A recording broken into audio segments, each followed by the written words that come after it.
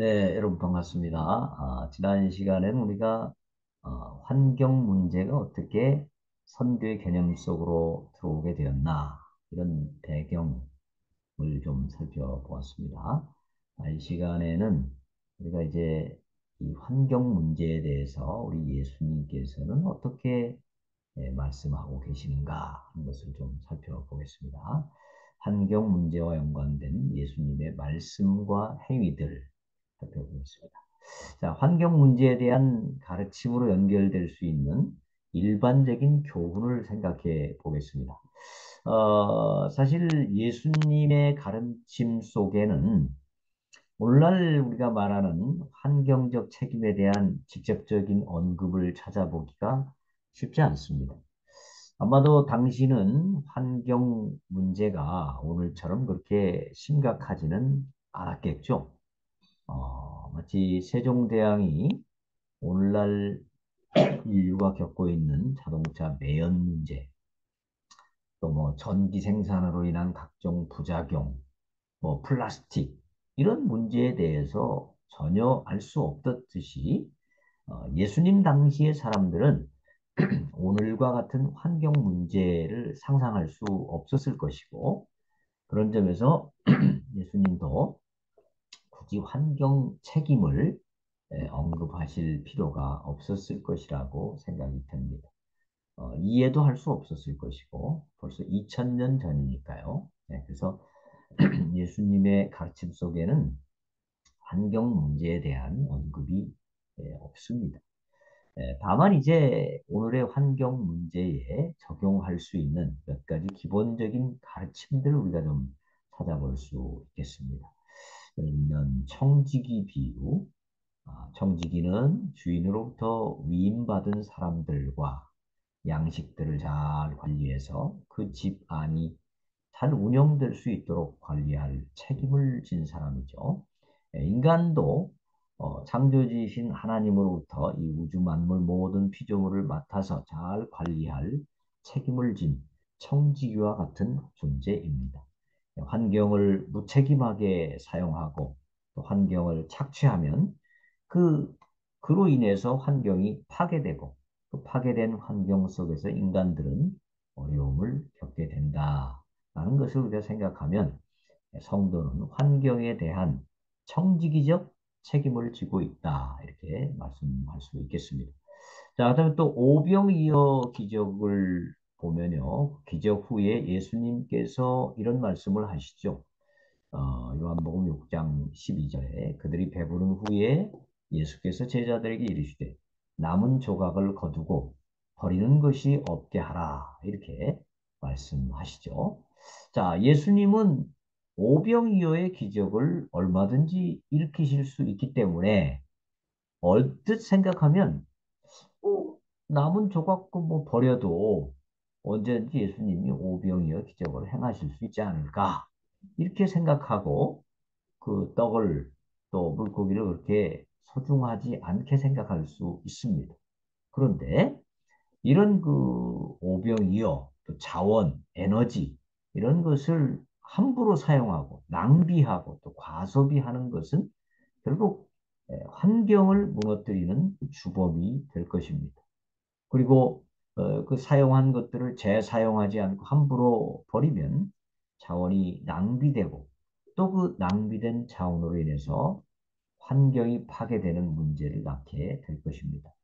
그 오병이어를 기적을 행하고 12광주리의 떡과 또 생선이 남았다 이렇게 말씀하고 있잖아요. 그 12광주리를 모으지 않고 그걸 그 모였던 곳에 다 버리게 되면 막 여기저기 버려지면 그곳이 얼마나 지저분하게 오염이 되겠습니까? 그리고 12광주리를 또 나중에 제자들이 먹어도 한참 먹을 수 있는 양이니까 결국 이 남은 조각을 거두고 버리는 것이 없게 하라. 이 예수님의 말씀은 환경 문제에 대한 예수님의 아주 탁월한 가르침이다. 이렇게 보겠습니다. 뭐 구체적인 것은 아니지만 기본적으로 우리가 환경을 대할 때 이런 자세를 가지고 대해야 된다라는 것이죠. 그런데 이제 환경론자들의 눈에는 도저히 이해가 안 될 것 같은 그런 예수님의 말씀과 행위들도 있습니다. 자, 예를 들면 무화과나무 저주 사건입니다. 마태복음 21장 19절에 이런 말씀이 있죠. 길가에서 한 무화과나무를 보시고 그로 가서 잎사귀밖에 아무것도 찾지 못하시고 나무에게 이르시되 이제부터 영원토록 내가 열매를 맺지 못하리라 하시니 무화과나무가 곧 마른지라. 자, 이 말씀을 보면 이 무화과나무가 열매를 못 맺은 것은 무화과나무 자체의 책임이기보다는 비가 제대로 내리지 않았든지 관리하는 자가 제대로 관리를 하지 않았든지 하여튼간 뭐 외적인 그런 환경에 더 많은 요인이 있겠죠. 그러니까 나무의 책임으로 보기 어렵습니다. 그런데 예수님이 한 나무를 저주하시고 그것으로 인해서 무화과 나무가 곧 말라버리게 됐다. 이거는 좀 예수님이 너무 과하게 말씀을 하신 게 아닌가. 특별히 환경론자들의 눈에서 볼 때는 예수님이 완전히 환경을 무시하신 것, 환경을 망치신 것이라고 보여질 수 있습니다. 그런데 그렇다면 우리는 이것을 어떻게 해석을 하고 보아야 되겠습니까? 자, 이 이야기, 이 무화과나무 저주 사건 앞에 무슨 내용이 나오냐면 성전 정화 사건이 나옵니다. 즉 예수님께서 성전을 정화하시고 그 사건 이후에 이제 무화과나무 저주 사건이 나오는데요. 이것을 이렇게 연결지어 생각해 본다면 이 무화과나무는 외식적이고 형식적인 종교 행위에 의존하면서 부패한 유대 종교 지도자들 그리고 강도의 굴혈로 바뀌어버린 성전을 상징하는 것이다 라고 볼 수 있습니다. 당시 이스라엘 또한 전 이스라엘 백성들이 많은 경우에 형식주의와 외식주의에 빠져가지고 경건의 능력은 없고 이런 삶을 살았단 말이죠. 그래서 예수님께서는 이 무화과나무 저주 사건을 통해서 이것을 경고한 그런 상징적 행위라 이렇게 볼 수 있습니다. 또 이 이야기의 마지막 부분에 이런 말씀이 나오죠. 너희가 기도할 때에 무엇인지 믿고 구하는 것은 다 받으리라 하시니라. 이 말씀이 이 무화과나무 저주 사건 맨 뒷부분에 나오죠. 이 말씀과 연관해서 생각해 본다면 예수님께서는 한 나무를 말씀 하나로 그냥 말라 죽도록 만들 수 있는 그런 능력을 가지신 분이고 이것은 제자들에게 기도의 능력이 얼마나 강력하고 힘이 있는지를 기억하게 해주고 그들이 어려울 때마다 기도할 수 있도록 만든 하나의 아주 강력한 동기부여가 되는 그런 시청각 교육이었다. 이렇게 볼 수가 있겠습니다. 자, 그래서 예수님께서는 이 환경 문제, 물론 중요하죠. 그러나 이것을 다소 희생하면서까지 나무를 희생하면서까지 엄격한 또 분명한 영적 교훈을 주시고자 했다. 한 것이다. 라고 우리가 해석해 볼 수가 있을 것입니다. 그러니까 이 환경 문제 아주 중요하지만 때로 어떤 영적 교훈을 주시기 위해서 예수님의 능력을 보여주시기 위해서 그리고 기도의 필요성, 기도의 능력이 얼마나 강한지 보여주시기 위한 어떤 교육적인 목적으로 이런 일을 하셨다라고 우리가 해석해 볼 수 있을 것입니다. 그 다음에 이제 그 거라사 광인 이야기가 나오는 예수님의 말씀이 있죠. 예수님께서 갈릴리 가다 건너편에 거라사라고 하는 지역으로 가셔가지고 거기서 어떤 광인을 만나게 됩니다.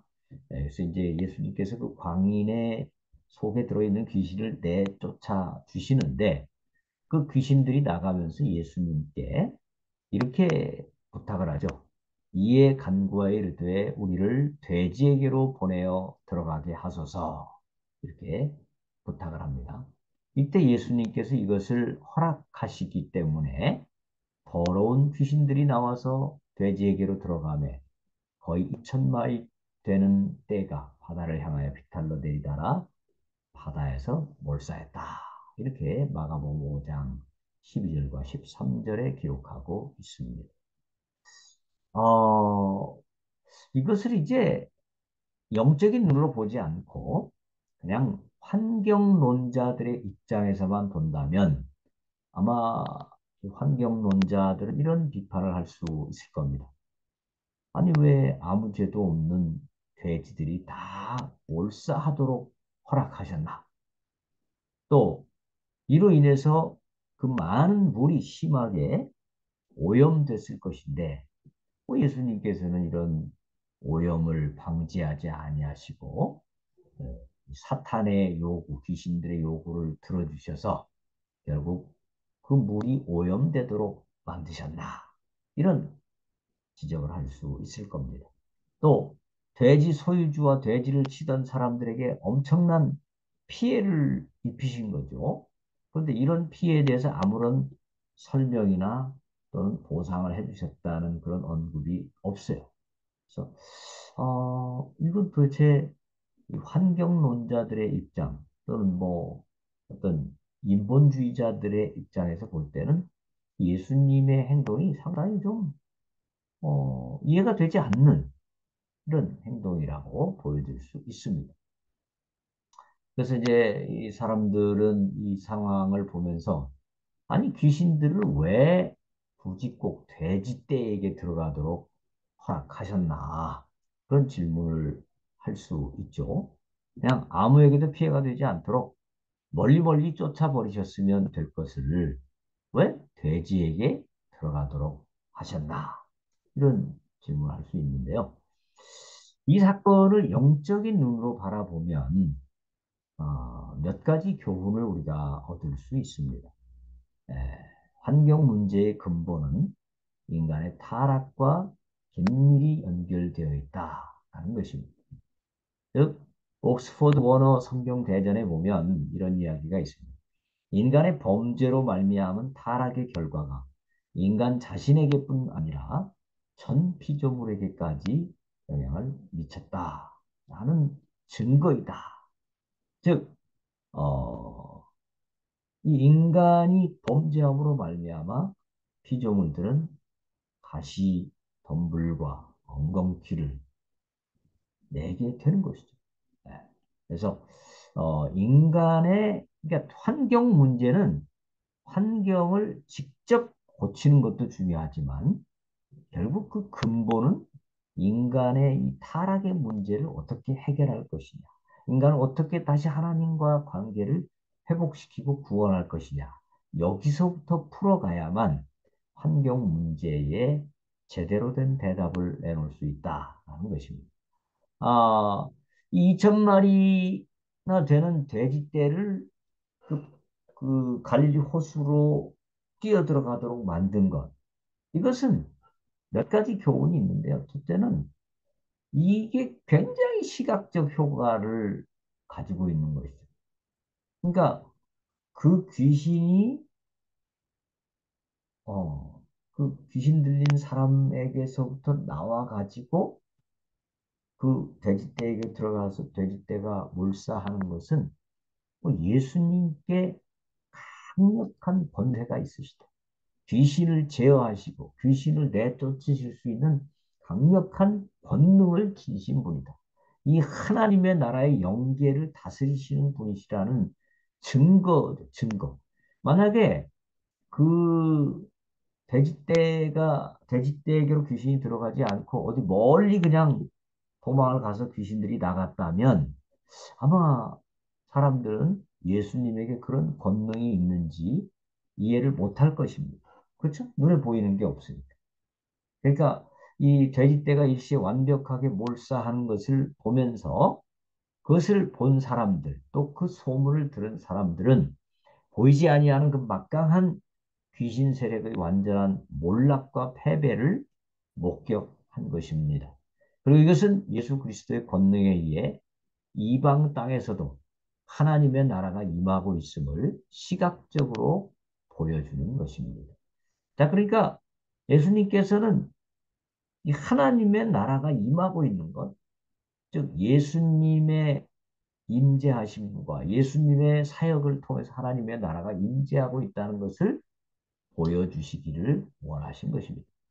또 옥스퍼드 원어 성경 주석에 보면 최후에 있을 심판에서 사단과 귀신들이 완전히 파멸당해서 불과 유황못에 들어갈 것에 대한 예시이기도 하다. 이렇게 또 설명하고 있습니다.